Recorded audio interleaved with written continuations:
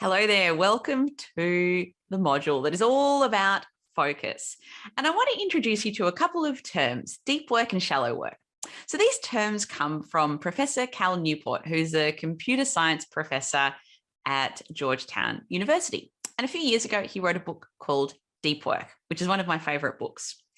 So the basic premise in the book is that there are two types of work that knowledge workers can engage in. And if you haven't heard the term knowledge worker before, it's probably what you are. It's people that ultimately are there to add value to their organization or their business through the power of their thinking. And given you're a founder or entrepreneur of some kind, you are also probably most valuable in terms of the thinking that you give to your organization.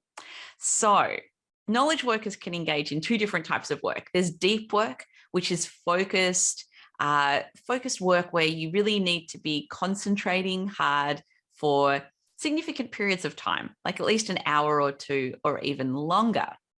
And then there's shallow work. Shallow work is less cognitively demanding work. It might be checking email or instant messenger, Slack, making some phone calls, that kind of thing. So work that is not using up too much brain power. And as knowledge workers, deep work is where the value is in terms of what we bring to our businesses, our companies. But in the age of digital distraction, where the average person has an attention span of about 6 minutes before they do a just check of their email or instant messenger, what we're actually doing in this age is we're prioritizing shallow work over deep work. So one of the big reasons why that happens is because shallow work is highly addictive work. Every time we open up our inbox, we never know when that next good news email will be arriving, which makes it highly addictive because we constantly want to dip in and out of our inbox. We also get a false sense of productivity when we check our email because we're reading and replying and doing more reading and replying. And it feels like we're achieving something, but really we're not actually working on the things that are most important and meaningful to our jobs. So we need to prioritize deep work. So to do that, I want to introduce you to setting up a deep work ritual. So the first thing that you need to do is you need to prioritize deep work and actually time box it in your diary, which means actually make a meeting with yourself to do your deep, most important work, the work that requires concentration and focus, and is often the hardest kind of work that we do.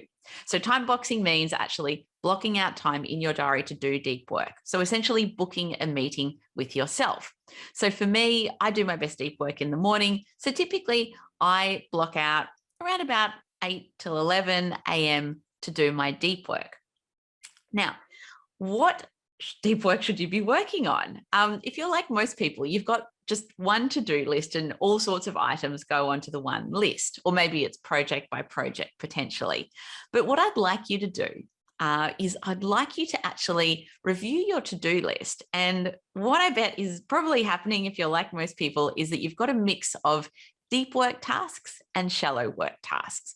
Like a deep work task might be to design a sales presentation for this particular segment of the market, or it might be write this article that shows off your thought leadership in a certain area, for example. But that's probably sitting next to shallow work tasks like call such and such back, or enter this data into this spreadsheet, those sorts of things that are not cognitively demanding.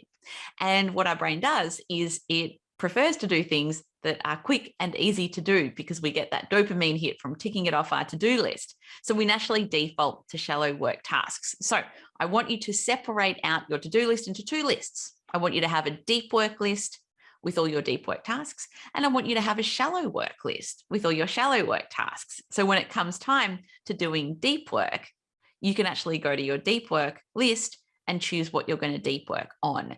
And even better, actually put that in your diary, in your meeting description. Now, finally, how long should you deep work for? Well, the brain works in cycles of about 60 to 90 minutes. So ideally, you want to pick deep work tasks that will take you about 60 to 90 minutes in length.